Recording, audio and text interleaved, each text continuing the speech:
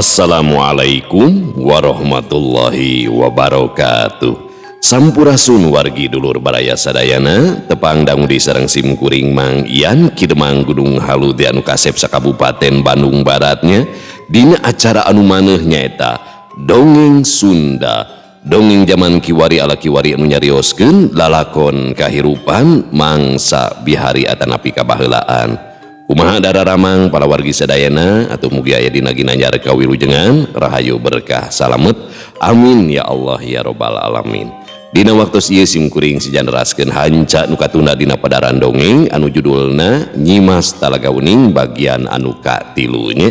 Ieu teh kantos nguping ti pengarang dongeng nanya mangrupikeun awalan tina dongeng Dewi Sekartaji teh nyaeta Mustika non Nyimas Talaga Uning dia kitu nya. Dan itu awalan satacana dongeng Dewi Sekartaji. Luar biasanya karya Kang Rompis teh terlepas tina dunia jin. Abi kantos kaditu teh kacihamplah seueur jin.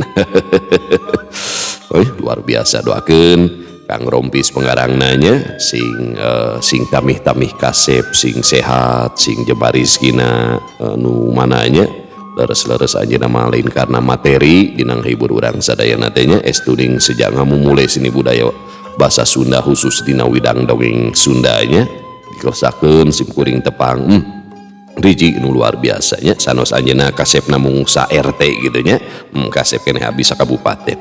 Kumaha atuh salajengna ilalakon Nyimas Talaga Uning teh ulah kamana-mana tetap manco di channel YouTube-na Dongeng Sunda Mang Ian. Namun satacana dilajeng kade ulah hilap nu tacan subscribe-nya karena YouTube-na Dongeng Sunda Mang Ian mangga di subscribe heula supados tiasa kenging notifikasi kanggo satiap jejer carita nu salajengna oge nu sanesna. Anu parantos subscribe simkuring ngahaturkeun rebu nuhun laksa ketika bingahan atuh mugi ya sing tiasa jantan rencang nu ngahibur ka pala wargi sadayananya. Kamu ibu-ibu bari masaknya segegerohna bari ngarumpi jeung ibu-ibu ngobrolkeun di ibu-ibu, kamu bapak-bapana oge ngariung jeung bapak-bapanya ngobrolkeun ibu-ibu nu rada ngoranya. Di Padamelan di tempat konveksi bari ngajait motong ngobrasna di tempat cukurna di perjalanannya bari nyupiran di pabrik di kantor di pasarnya. Pokoknya mah dulu nu aya di lemur baraya nu aya di kota oge di pangumbaraan kumargi teh sakedik wargi-wargi urang nu aya di luar daerah bahkan di luar negeri sok mararanco dina Dongeng Sunda Mang Ian teh asa jadi ubar ka sono asa balik di ka zaman baheula cenah rusras kagagas las inget ka popotongan cenah kitu bahasana teh. Oge ulah hilap di like di komen sareng di share link nanya ulah di skip iklan ada bageur nya anu teu nyekip iklanna pokona mah didoakeun ku abdi mah nya sing baca sareng langkung laos disambungkeun karena speaker aktif bluetoothnya atanapi toa masjid.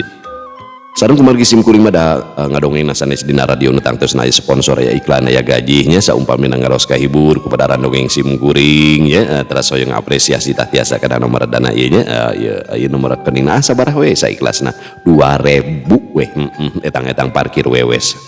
Tah kitu simkuring pembukaan teh miharep sugana anu nyawer. Ieu mah Kang atuh tong dilating pembukaanana tong dilating introna pan urang teh digaji bal cekok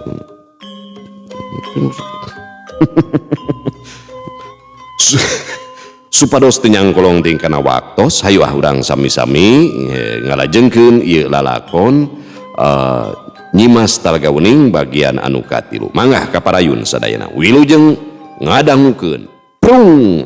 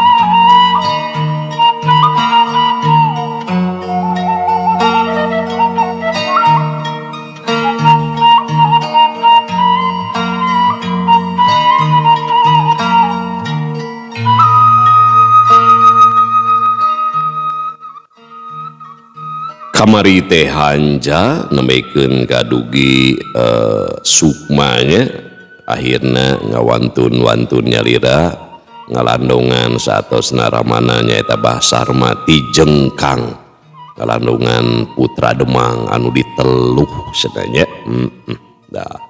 kaleresan Sukma teh di hodaman ku Ratu Jin Islam nyaeta Nyi Mas Talaga Wening kayanya Bah Sarma gogodeg teu nyangka anakna teh miboga elmu luhung najan loba kapanasaran tapi hatena ngarasa reueus. Gening elmu mah can karuhan aya di sepuh najan di budak ngorage teu bisa dilalaurakeun geningan. Nuhun pisan ujang kula teh ngarasa bunga nu taya hinggana. Saur Raden Sambas katawis ngemuka sedih sareng kabinga.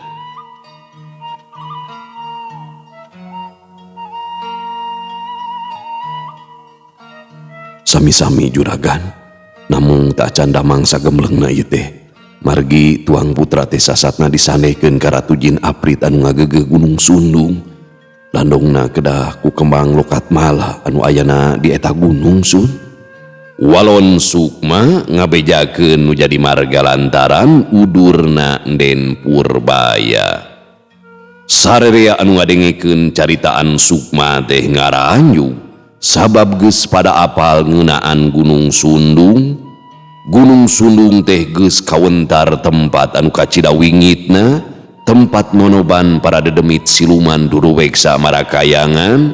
Taya anu kumawani ngulampreng kalebah dinya lantaran loba bejana ngeunaan jalma anu kasarat teu bisa mulang deui. Ih, eta teh bener ujang, Cek Bah Sarma mencerong ka anakna. Leres pisan bah, upami teh enggal diungkulan nyawa Den Purbaya tos moal katulungan. Kitu wisiko ib anu katampi ku abdi teh bah. Jadi kumaha ieu teh satuluyna? Saur Raden Sambas katawis hariwang. Rupina mah abdi bade ngabujengan ka Gunung Sundung agan. Margi nu apal perkawis kembang lokat malamung abdi nyalira anu pahos. Temal Sukma memang ukur manehna nu apal ngeunaan kembang lokat mala eta ge beja ti Nyi Mas Talaga Wening. Nya wayahna ulah kapalang bebela ka anak kula. Kusabab anjeun anu jadi cukang lantaran cageurna anak kula. Unyuk sumangga agan eta mah tos janten tanggang waler jisim abdi. Kitu ceuk Sukma dari anak kerahanan. Nu udur teh katawis berak deui teu sakara-kara kawas koneng katetesan apu. Samalah mah hoyong ngebak ngaraos marerang salirana. Najan dihulag oge anger negdreg ngan ngebakna teh kucai haneut. Lurah Sungkana jeung Bah Sarma katut Sukma dicaram ulah wakamarulang ngajaga bisi aya nanaon ka Den Purbaya. Anu tiluan dijamu dipupujuhkeun ku pribumi, kadaharan anu ngarareunah teh dijagragkeun awahing ku tumarima kana yasana Sukma. Peutingna sararea ngariung di patengahan, pon kitu deui Den Purbaya ngiring ngariung, sok sanaos katawis haropa keneh, namun kagelisahanana teh atra temong deui. Berkah peuting eta taya kajadian nanaon.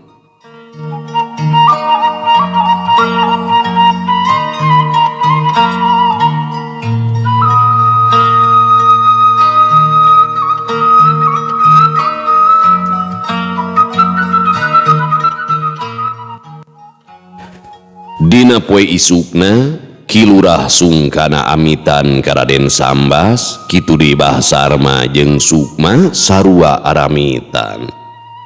Tapi Raden Sambas sasahat ka Sukma, lamun aya nanaon bakal diangkir deui ka Pasir Gede, tiluanana arunggah kana sado, geleyeng sado maju lalaunan ninggalkeun bumina Raden Sambas.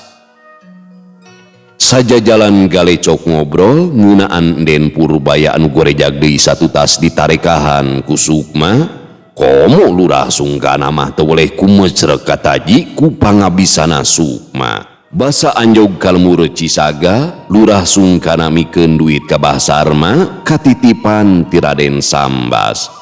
Najan kekepehan bung narima, Bahsarma akhirna mah teu bisa kukumaha lantaran lurah sungkana Darma katitipan.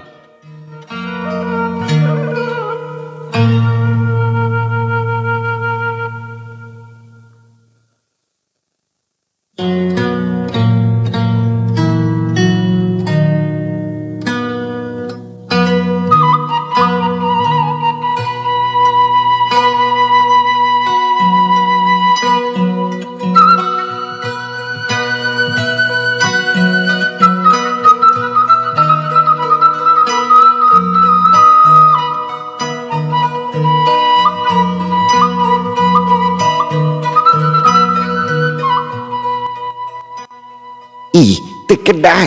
Ih, tong ngerepotkeun. Tapi tina naon kita ngari gede mah. Kocapkeun di hiji imah anu pernahna di lembur Kararas, hiji lembur anu teu pati jauh ti Gunung Sundung. Ari anu boga imah katelahna Aki Sanca geus kaceluk kuncen Gunung Sundung anu miboga pangabisa anu kawilang luhur. Gawena purah nganteur kasing sahabai anu boga maksud hayang nganjang ka Gunung Sundung, geus tangtu lain ngan saukur nganjang bari ulin, tapi boga karep hayang sugih ku jalan sarakal, kajeun jadi tumbal Ratu Siluman anu ngageugeuh Gunung Sundung.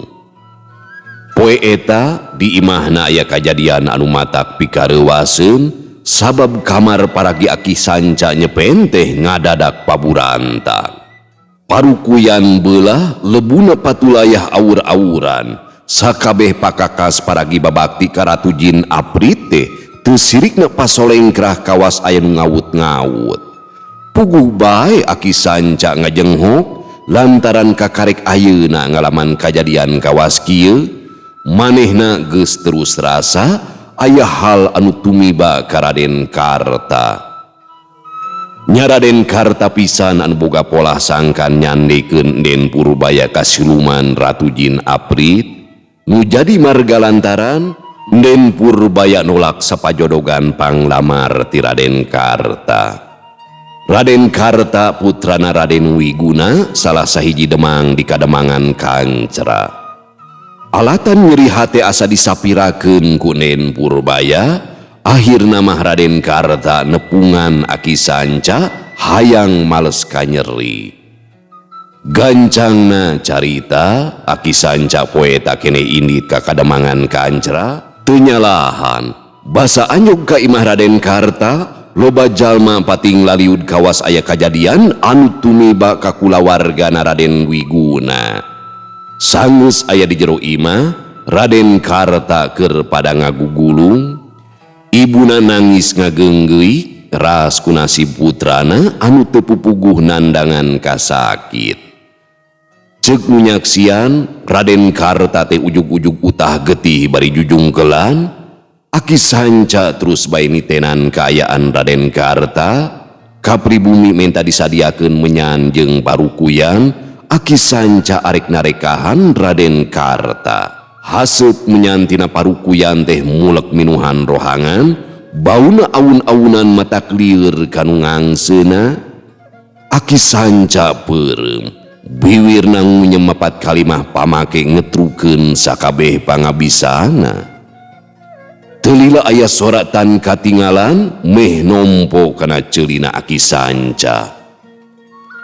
Sanca, geus aya jalma anu nguhit ka bangsa jin, elmuna nanding kula, nya manehna anu ngubaran awewe anu disanekeun ka kula. Kula taya urusan jeung maranehna, tapi jeung anjeun anu boga polahna jeung si Karta.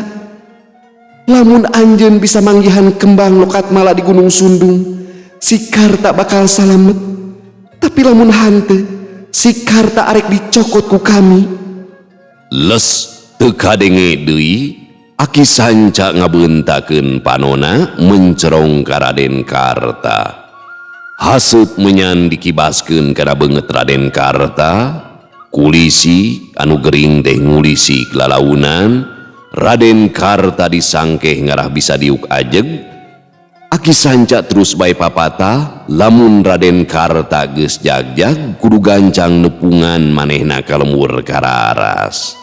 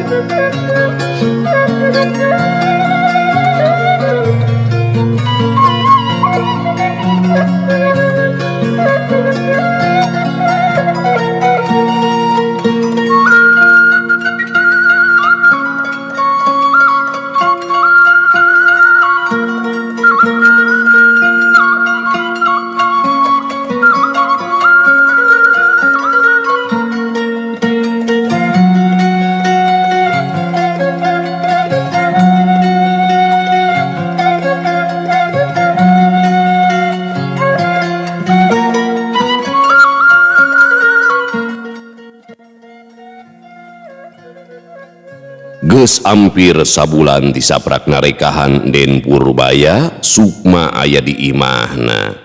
Can init ka Gunung Sundung kusabab nyimas talaga uning teh can mere parenta.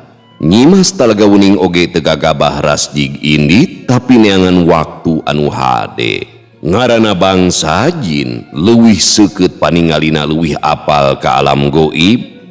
Nepi ka hiji mangsa lemur Cisaga ngadadak genjleung wireh kadongkapan tatamu agung ti dayeuhnya eta Den Purbaya. Angkatna disarengan kudua emban oge sababaraha urang pangawal kademangan. Den Purbaya ngahaja angkat ka lemur Cisaga hoyong nepangan Sukma. Nu sasatna tos nyalametkeun nyawana.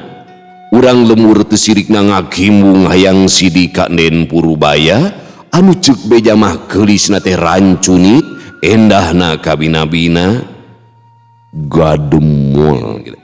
Waktos Den Purbaya lumungsur tina kareta kuda, urang lemur pating polohok. Nyata pisan Den Purbaya teh geulisna lir putri raja anu geulis imut ngagelenyu ngalanggeor dituturkeun kudua embana.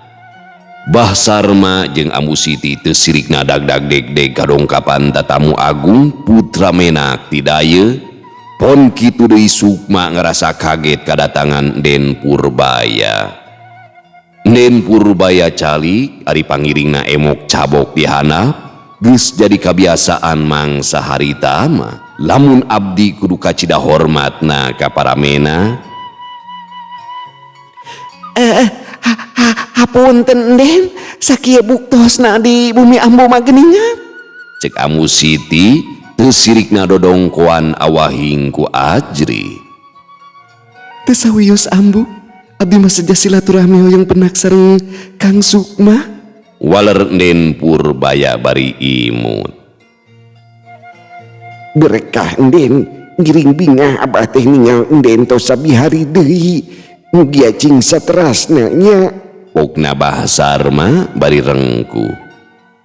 Hatur nuhun abah, sadayana tarika abah sareng nu sanesna abdi kalintang bingahna. Ih, ulah janten emutang sun, eta mah tos janten kewajiban jalmi silih tulungan ka papada. Leres pisan abah. Bah Sarma teu bisa nuluykeun di cacaritana sabab Ambu Siti Noel dititah babantu popolah di pawon. Sanggeus amitan ka Den Purbaya, Bah Sarma jeung Ambu Siti ngaleos ka pawon. Haturan wilujeng tepang engkang, hapunten waktos di Pasir Gede, abdi tak acan tiasa ngangkeun ka engkang. Engkang oge tiasa ngamaklum pangintennya. Saur Den Purbaya bari imut ngagelenyu. Socana nutup antep ka Sukma, Gening anu nulungan aing teh hiji jajaka anu gandang. Kitu gerentes manah Den Purbaya. Den Purbaya nembe apal harita ka Sukma, margi waktos di pasir gede mah sasat nuju nandangan panyawat. Teu apal ka sasaha, teu nyidikeun kanu araya didinya. Haturan Den, asa kurareuwas kadongkapan tatamu agung ieu teh. Taya ibar teh anggalna manawi. Temal Sukma bari rengku, ari nyimas talaga wening ukur nempokeun ka Den Purbaya. Sabab beda pisan tangtungan mangsa keur gering jeung tangtungan ayeuna. Teu kedah reuwas, margi sanesna naon, mung sejanepangan ka engka. Anu geulis gumujeng estu matak pikalucueun. Muhun ka hartos Den. Man, juga pawon bantuan ambu popola, sabab kuring teu aya piobrolin penting jeung Kang Sukma. Saur Den Purbaya ngareret kadua embana. Unyuk sumangga Den. Teu baha dua emban teh arindit ka pawon. Abdi ti kajurungan kurama, saperkawi syarat kalau tambah diri abdi teh. Nah kumaha salajengna Kang? Oh, kahartos Den. Isim abdi tanggeng waler pisan kana hal eta mah. Namung sarantos margi kedah rintih teu tiasa mioos sakahoyong, abdi oge ngantos waktos anu mustari mangsa anu merenah. Ngarah taya halangan harungan ngawujud sagala paneja. Temal Sukma ngeceskeun ka Den Purbaya. Kahartos upami kitu mah, sekali diatur nuntos narekan diri abdi dugikeun ka jagjag waring ka sapertos bihari. Teu kedah nyebat abdi cekap engkang ngarah langkung raoseun. Rarai Den Purbaya katawis bareube. Mangga Den. Nyimas talaga wening milu seuri kataji ku caritaan Den Purbaya jeung Sukma. Saterasna abdi bade nyusud cariusan pun Rama anu tos ragrag kecap mangsa harita. Ku abdi tos katampi pisan, saumpami istri janten wargi, upami pameget sepuh janten Rama, kitu di saumpami najajah bade janten caroge Kang. Kitu kasauran Den Purbaya teras bae ngeluk tungkul. Sukma ukur ngahuleng, manehna mah teu mikir kalebah dinya, niat nulungan teh estuning taya nu dipamri. Aduh, hapunten Den, tikawit oge engkang mah teu aya anu diseja, estuning ikhlas tina manah seja tutulung. Ampun paralun, engkang teu kumaha wantun, sanes babad sanes lawaneun, rumaos engkang mah jalmi laib taya kagaduh, tuna harti taya harta. Tabe pun sanes ngahinakeun anjeun, imah tamada kana kadar diri pribadi, aya nu langkung payus kanggo salira enden. Kitu ceuk Sukma, teu boga niat tutulung karna buru, teu hayang tatalang karna aya hayangna, estuning celik putih celak herang karana niat ibadah pikeun sasama. Den Purbaya cengkat, socana neuteup antep ka Sukma, anjeunna ngaraos kaget wireh aya pameget anu wantun nolak ka dirina. Padahal teu kurang jajakan kaedanan ku anjeunna, geus teu kaitung lalaki anu kairut, teu sirikna top harta banda asal bisa ngalaki rabi sareng Den Purbaya. Udah atuh panggulisna sakabupaten. Lir putri raja gelisna ge matak paramenak teh parebut hayang ka Den Purbaya. Ari ieu ku Sukma meureunana asa ditolak. Tapi Sukma kacida bedana, teu kahirong ku harta, teu katarik ku rupa. Tegue Den Purbaya teh gaduh sangkian, lamun Sukma tos gaduh pamilih istri anu sanes. Ngadadak atuh manahna asa ngarakacak, bet nu gencang amon sorangan.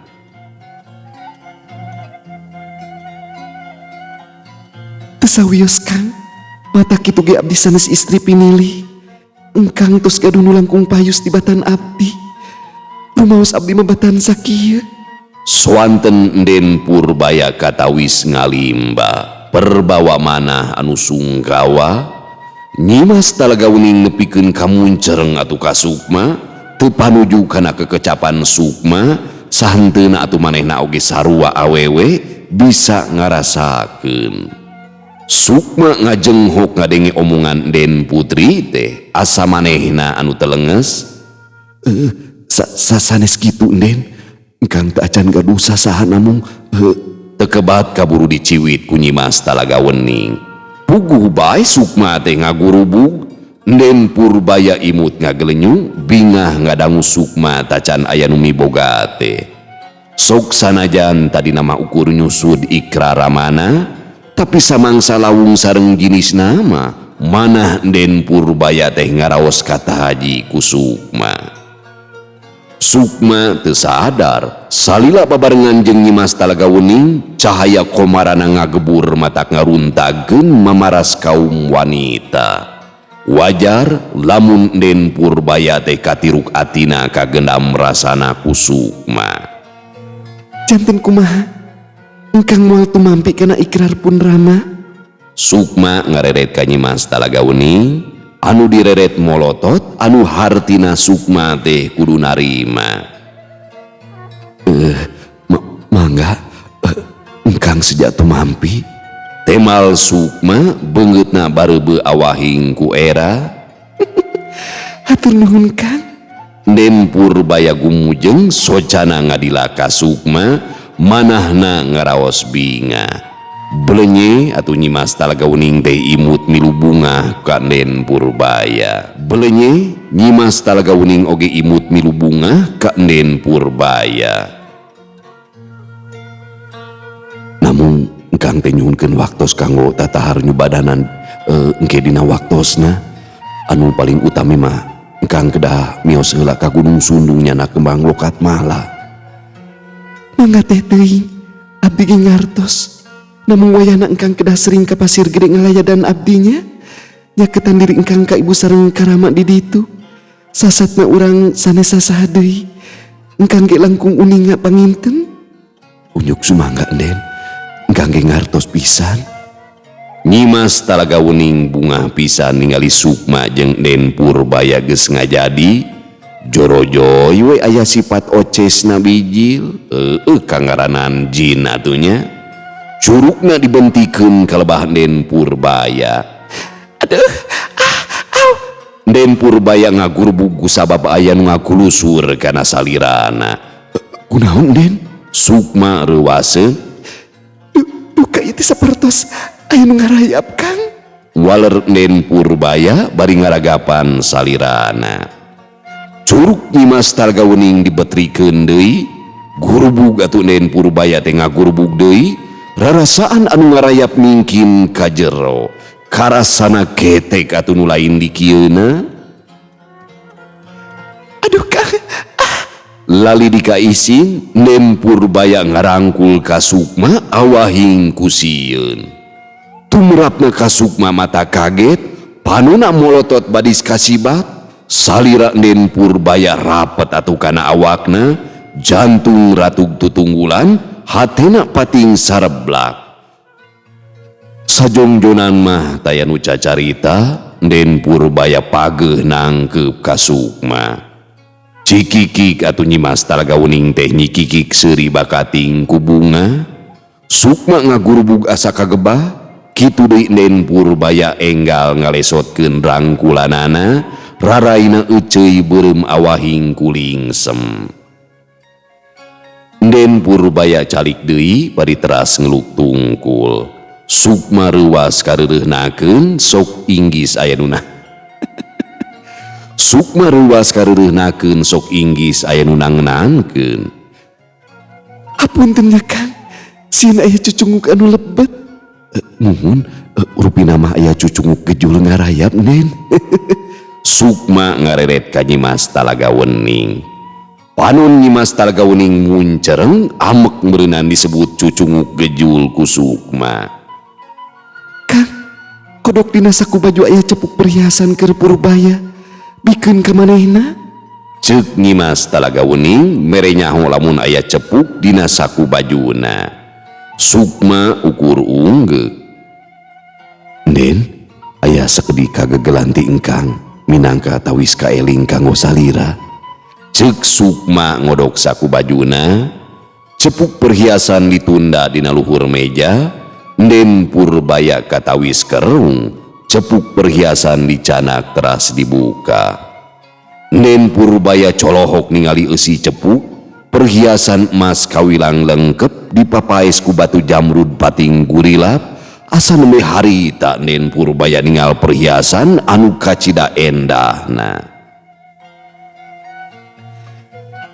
Telepat ieu teh Kang, kalintang saena nembehan abdi meninggal. Asa kupayus pisan, tiasaan milihna engkang mah. Saur Den Purbaya kalintang bingahna. Perhiasan teras bae dianggo. Den Purbaya katawis asa langkung mencrang. Ngaranna perhiasan ti nagara Ajin geus tangtu miboga hiji kakuatan. Sae pisan Den, katinggal langkung langkung naon Kang? Langkung Geulis. Ti orok oge tos geulis abdi mah Kang. Sukma seuri kagugu ku polah Den Purbaya. Keur kitu norojol si Galing ti pawon, barang ningali ka Den Purbaya, langsung atuh si Galing teh ngarempod ngarasa era. Sok dieu Kang? Ceuk Sukma ngagupayan ka si Galing. Saha Kang? Saur Den Purbaya neuteup ka si Galing. Sobat engkang, biasa rencang ngatrok purah maturan. Mangga ka dieu Kang, calik ningali. Tekedason cek apa pun mang di dia bae. Temal si Galing ngabelehem, nu popolah geus rengse, dua emban ku kunjal kadaharan, si Galing oge ngaleos ka dapur milu ku kunjal. Amu Siti geus kadinya terus bae nyarita. Hatur punten Den, mung sakieu buktosna da geuning maklum di kampung, mangga geura tuang kadinya di sarengan ku pun anak. Janten ngarepotkeun ambu. Mangga sareng di dieu tutuangna. Mangga cingjongjon Den, ambu mah ngariung bae di pahun sareng nu sanes.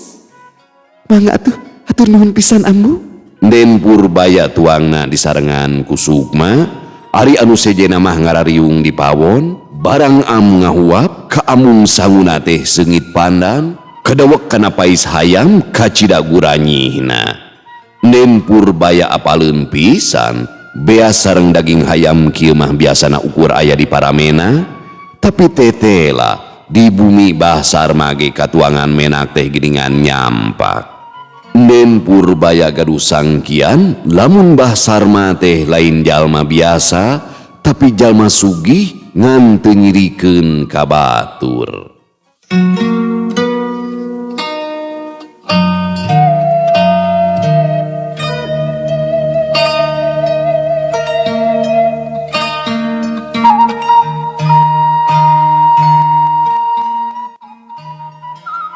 Dina wanci lingsir, Den Purbaya amitan rek mulang deui ka Pasir Gede. Najan sono kene tapi teu wantun baha kana amanat ramana. Dijajab ku paneuteup Bahsar mah sakulawarga, kareta kuda Den Purbaya ninggalkeun lemur Cisaga.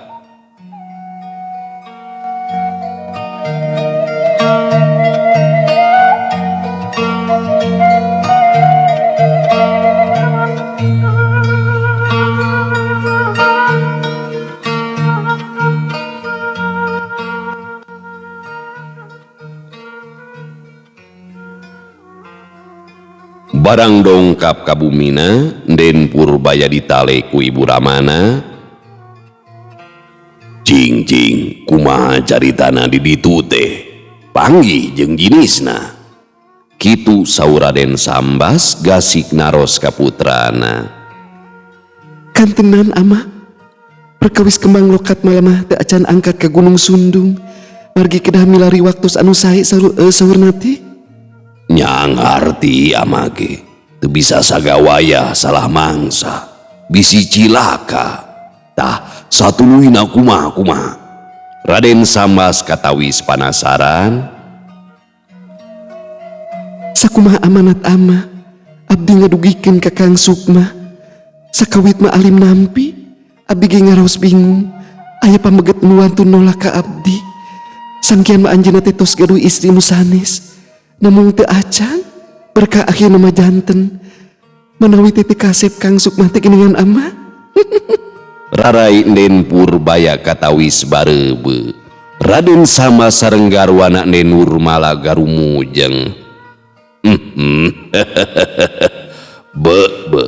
Eda seta ku apal kanu kasepanya. Oh syukur ari geus ditepikeun kalayan hasilna nyugemakeun. Jang Sukma teh lain jajaka samanea, elmuna teh kacidaluhungna. Tapi angger handap asor teu umaing. Hal eta nu matak ama kataji teh.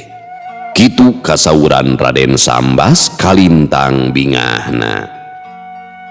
Keke, ibu mah asa pahangling ningali hidup teh Nyai? Saur Den Nurmala nyidik-nyidik ka putrana. Ari eta perhiasan ti saha Nyai? Den Purbaya nelek-nelek kana perhiasan anu dianggo ku Den Purbaya. Mun pamasihan ti Kang Sukma. Asa kakarik nempo ibu mah? Perhiasan model kieu, tempo eta apana? Sidik-sidik kadinya perhiasan si Nyai. Raden Sambas nyidikeun kana perhiasan samalah miwarang dilaanan. Ku Den Purbaya perhiasan dilaanan teras disimpen dina meja. Ku ibu ramana perhiasan teh dialak ilik imeutna keranan. Awahing ku panasaran, Raden Sambas miwarang ngangkir ahli panyipu emas, telami aya nu kadinya tangtungan lalaki tengah tu. Aya pikir saha naon juragan? Cek tukang sipuh bari rengku. Cing Mang Bedol, pangningalikeun ieu perhiasan emas. Saur Raden Sambas ngasongkeun perhiasan emas ka tukang sipu. Perhiasan gancang ditampanan dialak ilik imeutna keranan. Katingali tukang sipu teh kurang kerung kawas nu bingung. Ngan teu lila ngawakca. Hapunten itu juragan. Sakaterang pun mang mah perhiasan emas model kieu mah teu aya di nagara urang. Paling aya oge di luar negara, namun duka negara mana. Ieu perhiasan didamelna tina emas murni teu aya campuranna naon sun. Teras batuna upami telepat mah ieu kalebet batu jamrud. Salah sahiji batu permata anu kalintang awisna. Sami ieu batu ge ayana di luar negara. Mung ngetang kana pangaos mah duka sabaraha pangajina ieu teh. Kumirahna tiasa ngagaleuh muning rakitan. Sawah hektaran atanapi puluhan kuda. Punten sanes mang nyanyawanan ieu teh. Diical ge kedah ka para raja atanapi jalmi di luar negara. Margi ku pantar bangsa urang mah moal kagaleuh ieu teh sun. Kitu pok-pokanana tukang sipu ngajentrekeun ngeunaan perhiasan Den Purbaya. Raden Sambas sareng garwana ukur silih reret ngarasa helok ngadangu caritaan tukang sipu. Karti pisan. Hampura geus diririweuhnya. Juga enak mah bisi arek dahar heula mah. Init bae ka pawon, menda ka biembannya. Unyuk sumangga juragan. Tukang sipu ngaleos ka pawon, manehna mah geus biasa ciling cingcat ka bumina Raden Sambas. Janten kumaha ama? Saur Den Purbaya muka bingung. Nu hartina mah Jang Sukma teh jalma kaya ngan teu nyirikeun. Buktina ieu perhiasan emas anu dibikeun ka hidep. Pangajina teh leuwih rohaka tibatan harta banda anu dipiboga ku ama. Matak ngabeungharkeun atuh ieu mah. Wayahna ulah dipake bisi leungit, kacuali lamun aya acara gariaan. Tah tiwangkit ayeuna peupeuh kudu bener-bener nyaah ka Jang Sukma. Sok sanajan can nunda kecap ti kolotna, tapi hidup dua antepan geus paheut pasini.